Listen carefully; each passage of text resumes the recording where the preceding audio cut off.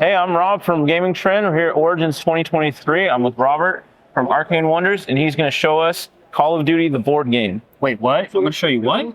Oh, I don't know. What's it called?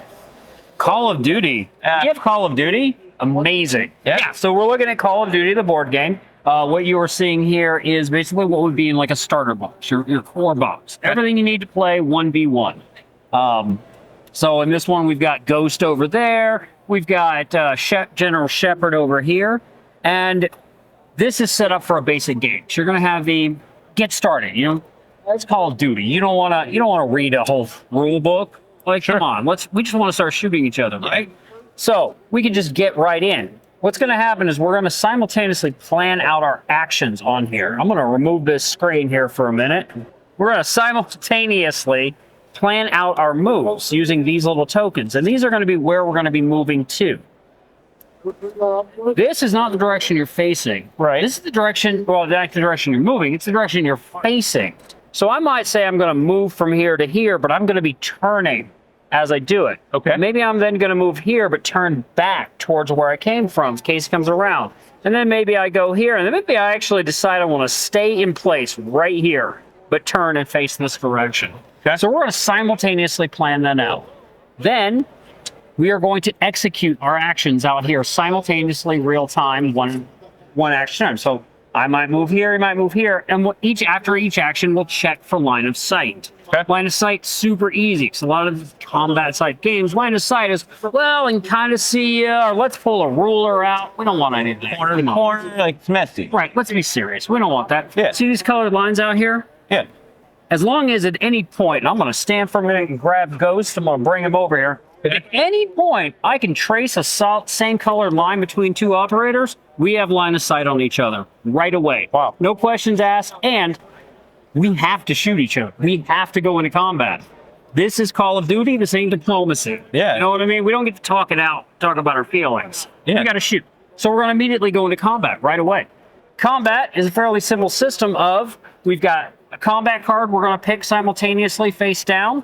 This is going to impact something over here we'll talk about. We've got some dice, and we've got a little track. First thing we'll do, we'll check for line of sight. Line of sight, or on target, sorry. On target means that we are actually facing the right direction, and we don't need to take some time to turn around. That's going to get me a little bonus over here on this track, right? All right.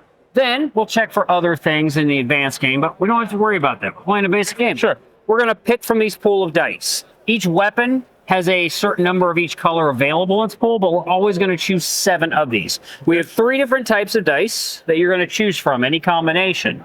We've got our blue dice. These are our aim dice. They mean we're getting down, taking a little time to get that shot just right, right?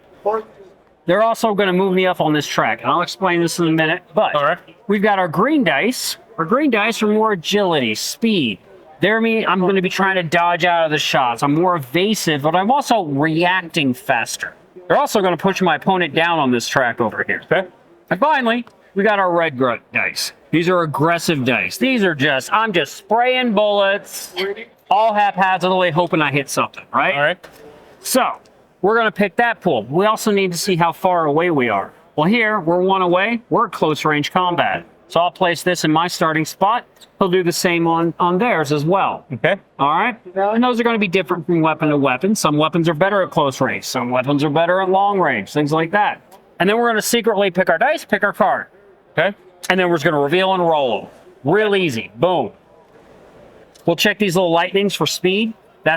Somebody's going to get a first strike bonus. That's first person to get off. They're going to get one little bonus as well. And then I'm going to take the numbers of my blues plus any bonuses potentially on cards. Yep. Move and deduct his greens from mine and go up or down on this track. All right. Finally, I'm going to look at, because all these cards are slightly different in terms of their actual firepower. All right. Wherever I end up in this, I'm going to take that number. I'm going to take this number. And I'm going to take these red numbers. Add them up. Whoever's got the most, the other guy's dead. Okay. Someone will always die. But if, say, you took me out, but I was within 5 damage of you, you're not getting out of this unscathed. Sure. You're going to take a wound on there. There's no health system. If at any point you ever had to take another wound that would put you at 3, you're just dead too. Okay. Which means if you came into that battle wounded, Yeah, you're we dying. both might die. Yeah. We both could go down. We're going to get a point for that. So that's going to be our basic game. We're just going to run around trying to evade each other, captures. In this mode, we're actually also trying to hold this objective point. That'll get us more points at the end as well. But the beauty in this is we also have so many other things you can add. Once you've played that first game, you're like, look, I got this. Sure. I can run around, I can take him out. Maybe we played a 10-point match or something, right? Right. We can switch into advanced mode. And this is where the real meat on this game comes in. I like advanced. Now we can go into ADS, which means I've stayed in place. I'm aiming down sight. I'm going to get a better start position on my weapon if I get caught in there. Okay. I'm also going to be able to play with more advanced cards that allow me to maybe slot in tactical actions into these. So these actually slide into when I'm planning. I can modify these actions. Okay. I can do sprints. I can sprint through the board, but if I get caught mid-sprint, Right. I'm going to take a penalty, which we see right here. This is going to move me down on this track. We got kill streaks. So as I'm killing, I can call in airstrikes. I can call in things like that. Items. What's called you Call of Duty without a grenade, right? Like you need a grenade. Or maybe I secretly plan a mine. Because we're never revealing what's back here. So while in the basic, you could, because you're going to move, right? Yeah. But if I'm playing this with all that, I want to show that because, yes, I've plotted it, but I'm going to make some real-time decisions out here as I'm playing it once I get into that. Then the other cool thing is those combat battle decks we talked about. We're going to have a bit of, you can build a custom operator loadouts at the beginning. Your operator will have some badges, your weapon choice will have some badges, and the cards will have different badges and point levels on them to be able to craft your own specialized combat deck. So you can really customize your character. And at that point, we also need to worry about reloading. You got to reload. But in the basic game, again, I didn't mention it because we didn't need to worry about it. We were just like, both. We can also add in recruits. So I can have a recruit who's alongside me, who I'm also plotting out here where he's going to end up and pop out on the board. Recruits can fight recruits. Recruits can fight other operators. They've got their own custom battle card, right? Sure. And they're a little weaker, obviously. They're not as great. They're just some soldiers we're carrying around with us. Sure. But they allow us to have more targets within this. But then the other beauty is the other core box that we'll come out with, which for the beginning, the initial 2 core sets, the other one would be Price and Makarov. I can combine those together. And now I can play a 4-player. So I could do teams. I could play 4 for all. I could play squads. I could play, if I'm really feeling froggy, I could play 1v3. But I'm like, listen, I think I could take all of you. I think I could. I could take all of you. But so we've got so much additional content for this game. But at the end of the day, the beauty of this is all you need to do is open it up, read 1 page of rules, And you're ready. And you can immediately start plotting your first actions and start shooting each other right away. Fantastic.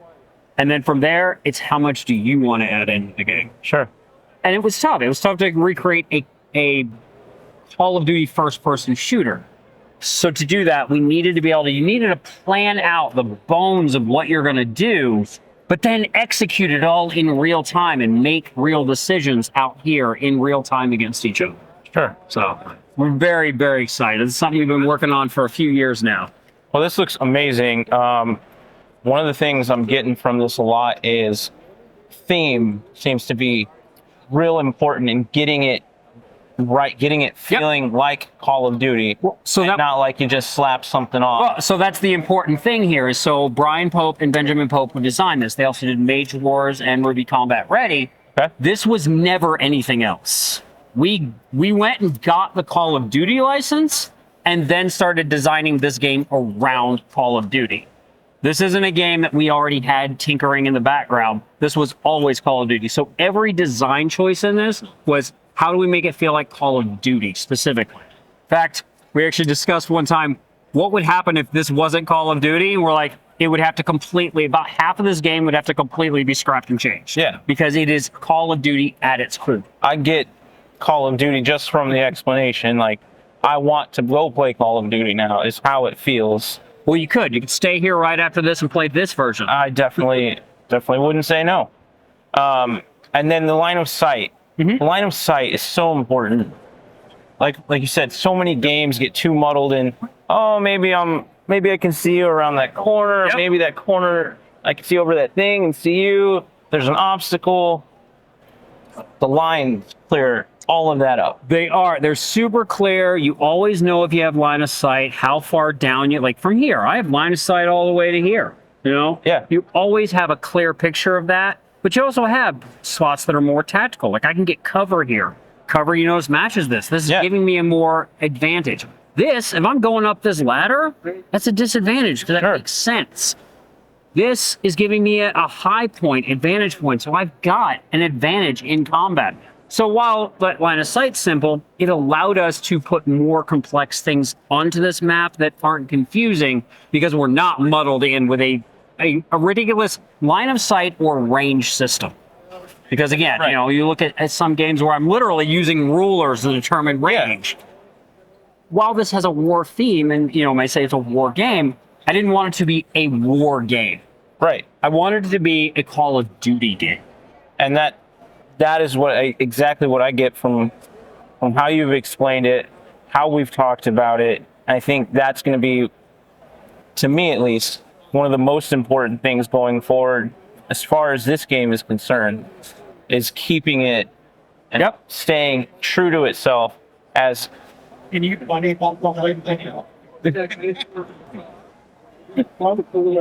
cool.